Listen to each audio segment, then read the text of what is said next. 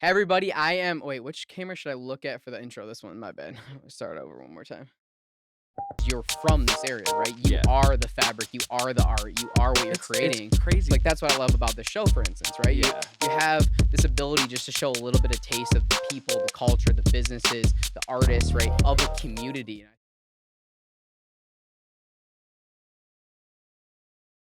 Hey everybody, I am Matt Talbot with episode 2 of Moving Motown. I'm here with Armond from Jab's Gym in Detroit. Thanks for joining us today. Matt, thanks for having me. Yeah, yeah, sure thing, sure thing. So we've already been kind of chopping it up for a while here Yeah. and that and enjoyed the conversation so far. But let's backtrack a little bit for the people back home that don't necessarily know you and your story and how you got to where you're at today. I mean the origin story from when you're a kid in that.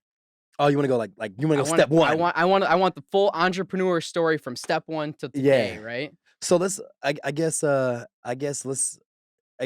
think about pivotal moments in my life, right, that kinda like have, um, steered me where I am now. And I think, Okay. you know, to jump to the exciting part, I think the first time was I don't know if you remember, do you remember Nextel cell phones? Yeah, right, yeah, So of course. Nextel cell phones, like, they're, like, chirping and you could, like, change the SIM card and Right. it was, like, Boost Mobile and all this stuff. And so the first time I got the opportunity to buy a box of those, for my checks at Kroger. Kroger was my first job Okay. as a 16-year-old, and I start to sell those Nextel cell phones. I mean, we're talking about selling them for 150, 250, $300 in high school. Right. So when I first realized that I kinda can control how much money, um, that people would give me, right, Right. in exchange for goods, whatever, I was like, "Man, entrepreneurship is where I'm headed." So, Sure. So literally cell phones, right? I think yeah. back like my dad used to they never made lunch. My parents never made lunch for me. They always used to have singles in a drawer and I'd buy lunch every day at school and I'd take Yeah. an extra single every Friday. It was Rice Krispie treat day and I'd grab Rice Krispie treats for like a quarter and then I'd try to resell them for like 50 cents and stuff like that to kids that Yeah. like didn't get to Profit. the bus line. It's like, yeah, no, Yeah. this is like elementary school then like Pokemon cards and this Yeah. and that and like you start going through I rip my neighbor's flowers out and try to sell them back, like stuff like Yeah, that. You know what I 100%, mean? Like yeah. just it's interesting how you can take it that far back and you're like, this is just kind of in my blood. So 100%, yeah. okay, so Kroger cell phones. Where do you go from there? Man, so after that, I was popular, right? I played sports at Dearborn Heights, Robershaw, and of course, then was like the Jordans. We had these things like Detroit culture, so we had like Alwasan jackets. Do you know Okay. Alwasan Yeah. jackets? Right. Like Right. they're in Dearborn, right? Yep. It's like a Lebanese dude, or Yep.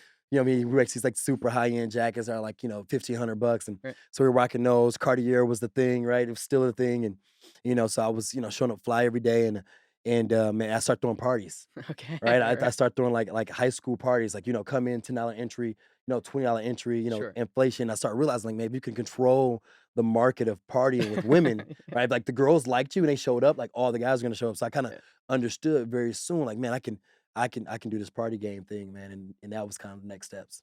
I love that. I love that. Yeah. Cell phones to parties. So how do you get from Parties, yeah. there to the gym? Yeah, so I mean, so in between there, man, it was so much stuff. So I did the party game, and then I did concerts after because believe it or not, high school parties are super lucrative. I mean, you Yes. don't have to do a free before anything. You literally like there's nothing else to do. So like you got a capped market. I mean, you're talking about 300-400 kids every Sure. weekend. $20 a pop, right? Right. You want to be cool, you do ladies $10. So I was able to I was coming out of high school and I probably had like 8-9 grand. Right. You know what I mean? Out of high school, Right. and I still was spending like nobody's Right. business. I mean, I, Right. I got a Macy's card You're that was basically a maxed out. millionaire, I mean, I was like pretty much a right? millionaire. I had a CTS Cadillac was my first. I Right. had the mirror tin on there. You know what I mean? So I was doing my thing, and I think one of the big decisions was I decided to forego college. Okay. Instead of playing college sports, I went to Dan Gilbert's Entrepreneurship Academy. Very So he cool. had an academy called Bisdom, and this is back in 2007, 2008. Kwame Kilpatrick's still the mayor of Detroit. Yep. He has an incredible relationship with this guy, Dan Gilbert, Okay. who apparently owns this mortgage company that's in Livonia, Right, right, right? right, And right, that right. mortgage company Yeah, was wasn't even Rock in Detroit Financial. yet. Rock Wasn't in Financial Detroit. wasn't, yeah, Yeah. correct. So, and at the time, no one really knew about Dan Gilbert that much, right? He's nearly as popular as at the time. He had probably like 900 million. Right, He wasn't officially a billionaire yet, right? right. And I remember uh, Kilpatrick. We're in this group, and Kilpatrick was like selling Kwame these buildings for like pennies on a dollar. You know what I mean? Like to like get him to come down, right? Which Sure. I thought was obviously a genius move Yeah. because it was incentivizing him to come and be a part of this boom. So Mhm. I think what's important about that, or what's cool about that moment, is that I got in that program right out of 18 years old, Mhm. right? I was just turning 18, so my my first lesson in school, a lot of people understood it. They were going to be a accountant, or they were studying journalism. Sure. I understood like entrepreneurship was like the thing. Right. So that like This is embedded in before it me. was cool, right? I mean, Yeah, 2007, like it wasn't quite as popular no, as it is like today. You people were didn't making have a social killing media. off houses at the You time. didn't have social media. You didn't have all these different Yeah, things, right? To really showcase like entrepreneurship being this cool thing where kids were flipping right. shoes on whatever on eBay and making 200 grand. You Way didn't have less that. commercialized then, Right. right? It was like, yo, what, where are you gonna work? Like, what company are you gonna work for? Right. Right. I never forget my senior project was on being a pharmaceutical sales rep. Okay. You know what I mean? Like pharmaceutical sales guys were cool. They got company cars, Yeah. they had Right. nice watches, they had nice suits, they could take doctors out, they could wine and dine them. I literally thought I was gonna do that. Right. No, but what I really realized that I liked about that job is that you had a lot of autonomy. Hmm. You can be out and about. You have to sit in the office, right? So when I turned out that you can have autonomy and I can be the boss, I was like, man, I'm done. It's game over. Like I'm I. gonna be like Gilbert. You know what I mean? So Right. and I guess ever since then, there's been a aggressive pursuit to kind of become that person. So So along the way, you played sports. yeah, So fitness was always part of the yeah, equation in some way, shape, and form. How do you see this is a question I think about a lot. How do you see fitness overlapping into entrepreneurship, into operating a business, into obviously your business is very specific, but yeah, I always think about this all the time. I think when you're operating a business, when you're trying to be a peak performer at anything, I think yeah. health helps, right? And being No, in good physical shape can help with the mental aspect. Do you have anything to add to that? Like, 100%. I think it's important as a caveat, Matt, is that it's important to know that I'm not a fitness guy, right? right? So I think the notion is because I have Jabs Gym, which is one of the most popular gyms in the city of Detroit. Yeah. Um, e- I think it's important to know that I'm not like this fitness guy that's always been like I'm gonna be a personal trainer and I'm Right. gonna own gyms. Right. Literally, I'm an entrepreneur Yes. and I Serial entrepreneur. a serial Yep. entrepreneur, Yes. right? And I had this fitness program that was free called Run This Town Detroit, Right. which is literally the first time I really was on TV locally, Channel 2, Channel 4, Channel 7. Okay. And at this program where we got people to lose 50, 60, 70, 80 pounds, Wow. right? No For shit. Yeah. free, right? I literally was like, my grandfather has diabetes. This shouldn't happen. I was Right. popular in the city. So I started this program. And later on, after being on TV on NBC Universal, I did a show on Oxygen called Last Squad Standing. After being on that show and getting home and being broke and like trying to decide, like, man, what is it? Trying to decide, like, man, what is it that I want to do? People were like, "Yo, I really would like if you kind of help me with my health and wellness goals." Right. And so I went and I was already studying NASM, which is National Association of Sports Medicine. Mhm. And I said, man, maybe I'll get into this personal training thing. And I got into it and I was like, man, I love the industry, but it's just not scaled enough for me, right? Sure. I was like, how can I scale this more? Like I love the fact that I personally have 20 clients, but how can I make this 20 clients 200 or 2,000 or Sure. and now Jabs Gym, a gym that sees over 2,000 visits a month. Wow. Because we have an amazing team, I realized if I scale that up and I get other dedicated fitness professionals around me, which if you've seen our team, and we have Hmm. some of the best trainers and I would argue in the country, Right. Right. we're able to scale and grow the business and see a lot more people because of the fact that we have this team. We've scaled it. You know what I mean? So Yes, a service-based business yeah, absolutely. is difficult to scale, right? Because Yeah, it's 100% around culture personality. and Yeah, people, yeah, and it's just difficult. It's not like, "Okay, I have a product, I'm selling more, I can make more," right? right. It's not that easy. You need the right people in place, you need the right leadership skills, and you need the right culture to properly create That's this very true. system and this process Yeah, very true. to have people end up with a good end product, and, I think, the business seems to be doing well, it seems to be exploding, so the Yeah. tribute to you. No, yeah, no, I appreciate that. It's cool. I think when we talk about scale and the notion you're talking about is, I think it's gonna be harder if because we have one Jabs Birmingham and Jabs Eastern Market. It's gonna be harder if we do try to duplicate that in a bunch of different places, right? Sure. Because the thing about like think about like a Starbucks or like a Chick-fil-A or a Chipotle is you almost really don't care the personality of the person that's like giving you your extra scoop of Right, chicken. right, right, Like right, you don't right. care as long as they don't put the tomato Yeah. on your Don't number spit in 2 it. deluxe. Yeah, and they don't Right. spit in it, you're pretty cool with that whole that whole experience. Yeah, And the problem with I think something as special as Jabs, as special as it is, it does at the same time cause a huge problem because of the fact that like, hey, I can't duplicate myself and duplicate the personalities of our trainers, and do that everywhere, right? And sure. there's only so much time and energy in the day. So we may run into some real complications when it comes to actually trying to scale for the better.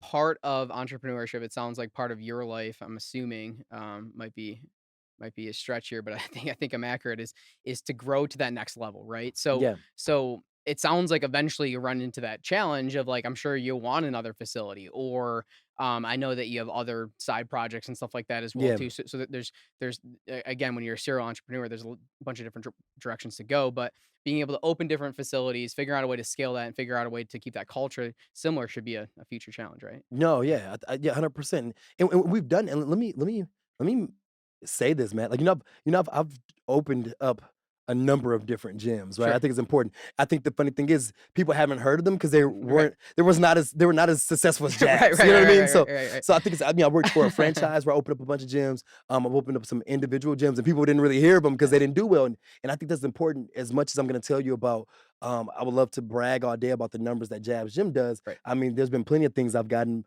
myself into that didn't do that well, right? And that's the culture of entrepreneurship, and that's cool about it. It's like shooting a long distance three, you get the opportunity to get a rebound and shoot it again. Right.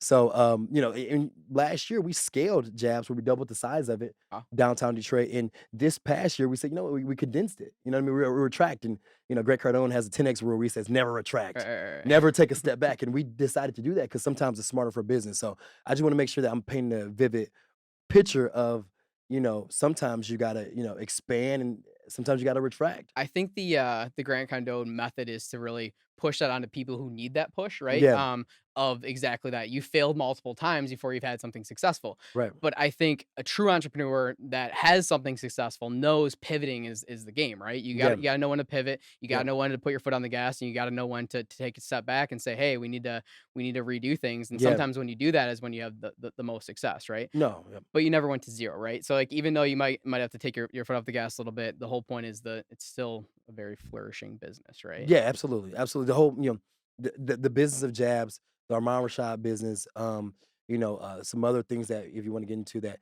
I'm involved into that, do a good job of supporting all the different things I have going on.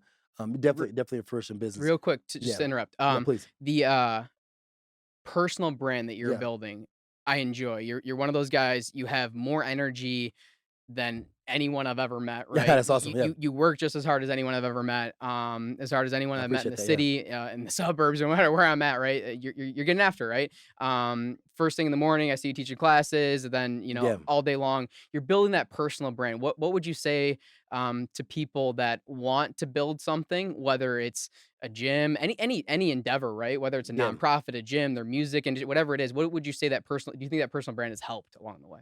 Yeah, absolutely. I think I was able to even I purchased Jab Gym as a secondary partner. Yeah, I kind of bought a partner out, and why I was able to do that is because my partners knew that I would be a huge asset to the business. Right.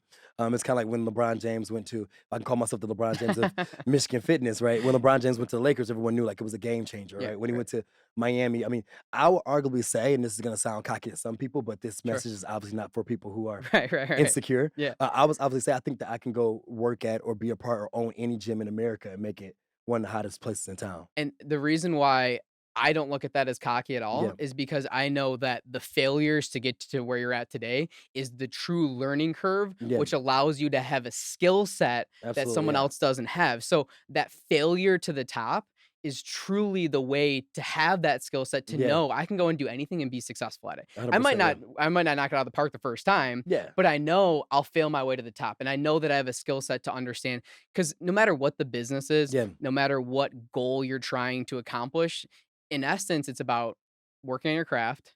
And most businesses is people, right? It's yeah, culture and people and understanding and being able to properly communicate and to scale. And once you kind of crack that code by failing a lot, yeah. you figure it out. You figure it out, yeah.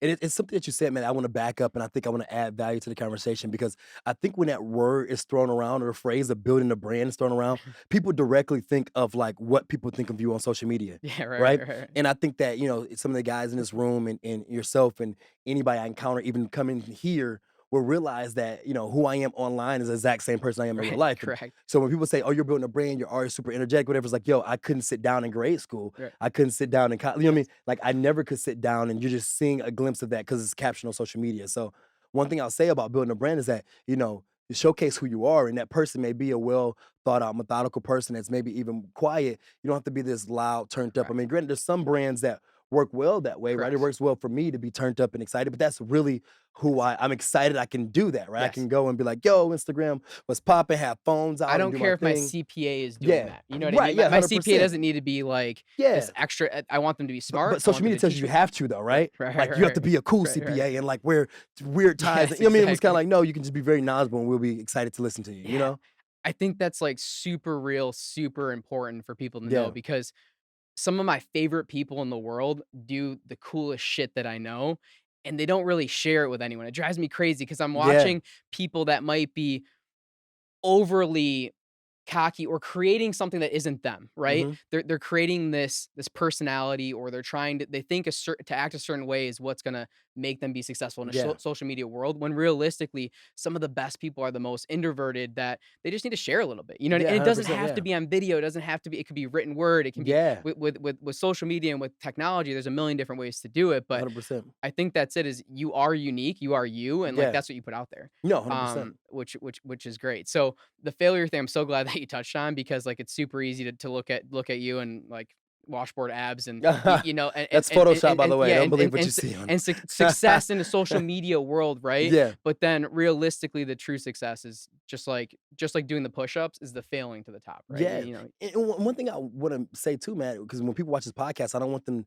to think that like I don't believe I'm social media successful. right, right, You know right, what I right, mean? right, right, Like yeah, I still don't create a yeah, I have brand awareness, but I still don't create a bunch of money off social. sure, You know, I've had some social media contracts.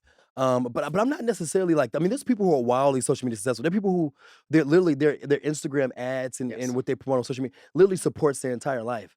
I think that social media, I'm glad that the amount of people have attached to my personality on social, but you know, right now I'm not even revamping, but actually I feel like I'm just now getting started on social and you're gonna start to see a consistent because honestly, man, if I'm working on a project, I bought 2 houses last month, right? mhm, And I was working on I literally didn't post anything. right, right, You know, right, like I right, was like, you know, and I was forgetting I had to go, and I wish we still had our social media person for the Jabs account. Like I literally, because I really cared about what really was happening on the ground. right, I didn't care about what people thought, and because I wanted to get it right, and I didn't want to, you know, showcase it. And I know they say sometimes, you know, be transparent, and if you get it wrong, show people that failure. yeah, But you know, here's a time where I had to what you call lock in and really understand what I was doing, and that I wasn't blowing, right. tens of thousands of dollars of my money that I worked hard for in the industry that I know about. And I know like the back of my hand, trying something new. So there's these rare, real moments where it's not always, you're not always gonna feel like you want to record it. You know what Mhm, I right, mean? right, right. Like, Yeah, I mean, there's personal things like there's certain people in my life that I don't necessarily put on camera all the time and stuff yeah, like that. But I do more and more. But you can do what you can do, right? Life gets in the yeah, way. You have certain things, and so but the thing that I enjoy about social media and about today's world is that you can live other people's lives. You can dive into it. I think that there's something very unique and interesting about being able to see yeah, the life of other people, right? And, yeah. and stuff like Or that. the So highlights of other people. yeah, yeah, yeah, yeah, or, like, just, like, the picture of them on a beach. That's what Right, I'm getting at. yeah, yeah, Sometimes people post that thing that they think looks cool, yeah, but realistically, what the other people in their lives need to see is them struggling or them at the office and doing something yeah, like, you know what I mean? I think that, yeah, it can lead down a pretty interesting world, but going back to what you said, so you're not at where you wanna be, right, from a social media yeah. I mean, I standpoint, could there's just be way better. do you look Yeah, at that your whole life like that? So obviously you started the like you just said, you started investing into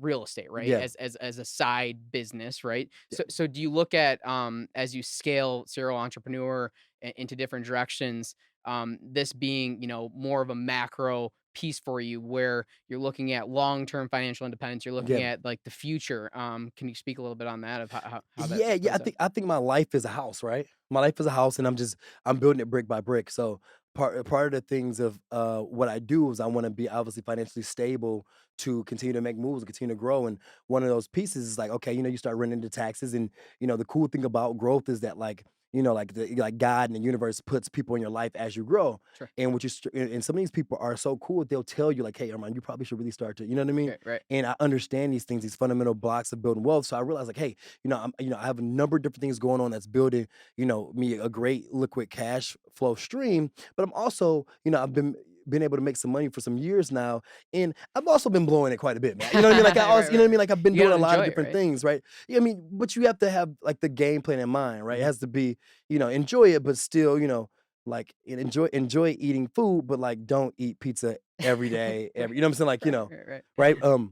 So I say all to say is like it's a part of like who I am as a person, as a brand, and it's a part of me building legacy and having a financial wherewithal. Where it's like, man, if because we're taking a risk, right? So Mhm. at some point, you might call me tomorrow, Armand, I got this exciting idea, send me 50 grand. I send 50 grand, and we would start doing a deal, and then that's my last 50, and now I'm like, Matt, I'm looking at you like, dude, you know Right, what I mean? right, right, Like right, right, I'm right. like homeless, like, man, what's up? Right. So I think it's important to calculate the risk, and I think that a way for me personally, what real estate is for me is kind of this bucket to like, rush to put my money in that I kind of can sit it there and it's always there. Because it's going out of my hand no matter Sure, what. If sure. you know me, Matt, Yeah, the money's flowing out right, of my right, hand. right, right. So at least it's somewhere where it's like, okay, I got some properties to look back on. Yeah. I recently finished the Kevin Hart documentary, pretty cool. But he Yeah, kind of talks about that long term financial wealth, right? absolutely. And Yeah. how he actually was one of the biggest comedians in the world and still really didn't have much to show for it for a while. And he changed that a few years ago. He talks about in the documentary, Yeah. which is really interesting. Someone that can make multiple millions of dollars a year, right? And still not learn that because that's not something. As an entrepreneur, you look at numbers, you look at budget, and you look Yeah. at what makes sense. But I don't think that that's taught in school necessarily. Hmm. Where to reinvest your money, whether it's in real estate or, stocks, the type of investments and Yeah. everything like that. So as people become successful, they spend it. They don't really think about that long-term plan. I think that stuff Yeah. is super, super important, and really missed it in our society anyway. No, yeah, no, I agree. And Matt, is it okay if I give snippets of some of my favorite rap lyrics? Yeah, of course, of Right? course. Yeah, we I were think talking about this earlier. right, I know, because Yeah, I know hip you I know hop you is I like know you're like a, is in you're my a hip hop guru, and yeah. and so, I mean, Kanye West has a line says, "Don't leave while you're hot." That's how Mace screwed up. Right. He's talking about Mace, from Bad Boy, right? Yeah, right. "Don't leave while you're hot," and I think part of that is, and then Drake says, I could piece this together, is Drake says, "How long people choose to love you will never be your decision."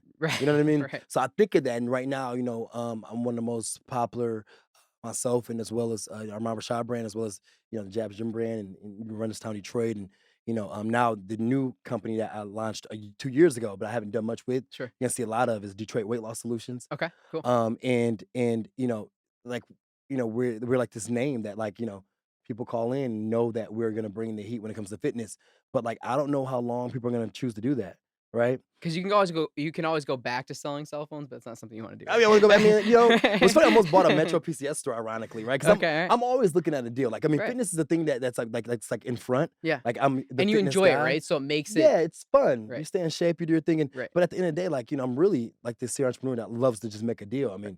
mean, you could tell me that this podcast is, gonna be seen by millions of people, and we can invest to. I mean, like, I'm always for the deal. I don't care Sure. what the deal is. You know Yep. what I mean? So I think it's important to know. And I got ADHD, so put me back on No, no, on no, track you're good, you're if I good. get I off. I Yeah. I like this, so I do too, so we can just go down some crazy path. I'm Yeah, cool path, either like, way.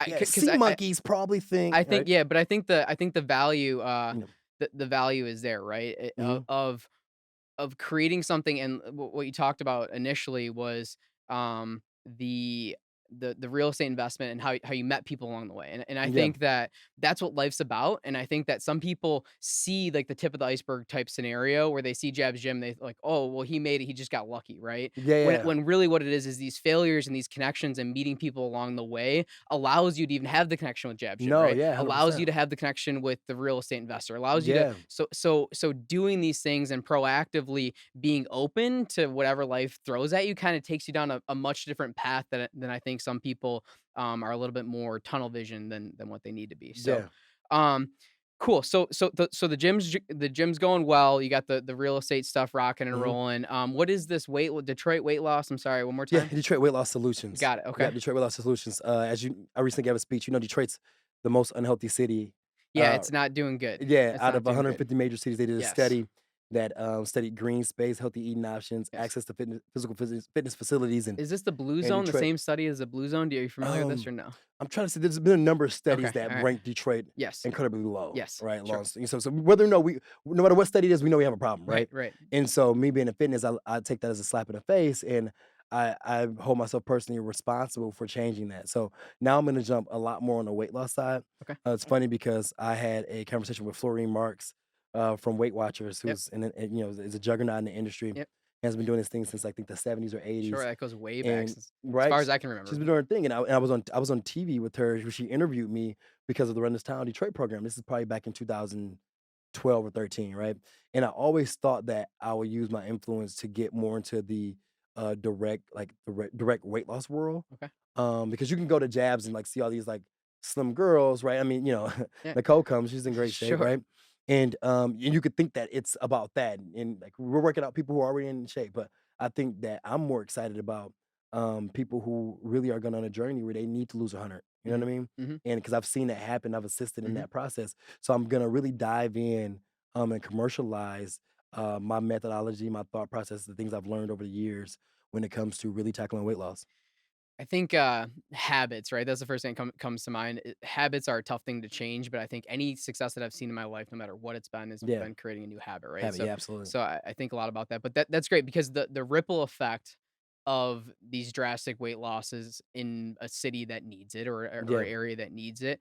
I mean, that's limitless, right? When someone gets their life back because they're in a completely different physical state and they yeah, could do more in their life. There's more value for their children. There's more. I yeah. mean, the ripple effect is huge, right? Where it almost goes into a medical type situation Oh, where absolutely, you're helping thousands of people, right? absolutely. And so that seems like a that would be more of a, in my opinion, a macro goal for you, right? Where it's like, Yeah, hey, if I can, the more I can influence that world, the more yeah. you're leaving the world a better place, is what I'm trying Living to a real say. better place, and we're adding value in that space, right? We're adding value in the space of health and wellness, right? Right. So because and the cool entrepreneur thing about that is there obviously some money to be exchanged for value Of that's course. coming, right? Yep. And the one thing I'll say is that one is life changing, very fulfilling work. Hmm. Somebody say, best compliment I ever had. Someone said, "Oh my God, bless the day you were born." I was like, man, and almost brought a tear to my eye. I'm not a very emotional person, but Right. it brought a tear to my eye. Like, man, like, thank you for changed my life. I mean, it was a woman who lost like 85 pounds and Sure. she was mobile. And then here's the thing, man. When you wake up in the morning, before you go, you might get excited about the car that you're getting in when you get in the garage or the house that you woke up in, Hmm. or you might be excited about going to kiss your kids or that your favorite dog or the watch you're putting on your wrist. But before any of that, when you first wake up, right, before you have clothes on, the only thing you have is yourself. Right. And I think that if I can help people be excited about themselves, I think that that's better than any other gift that I could possibly, help somebody with. Sure. You know what I mean? I love that. Yeah. It's super real, and again, when you do that, when you're able to accomplish that, the money will come. It's not about Yeah. like creating this thing to make money. It's about if I really help these people and get them in the shape that they want to be in, or change their life, then the money will figure itself out. So, Absolutely. Yeah.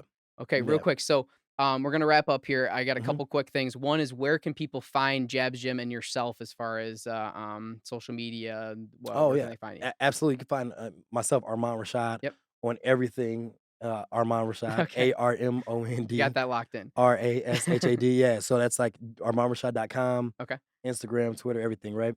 And then Jabs Gym. You can just Google Jabs Gym, JABS That's Gym. Birmingham and, Yeah, in Eastern Market. Eastern Market. The Yeah, Eastern Jabs Gym, Market Birmingham, facility Eastern is the one Market. I'm a Yep. little bit more familiar with, but Yep, 100%. okay. Yeah. Very So good. And then lastly, so I did this last time around, I'm gonna do it again. If you were to leave the people back home with one word, what would that word be?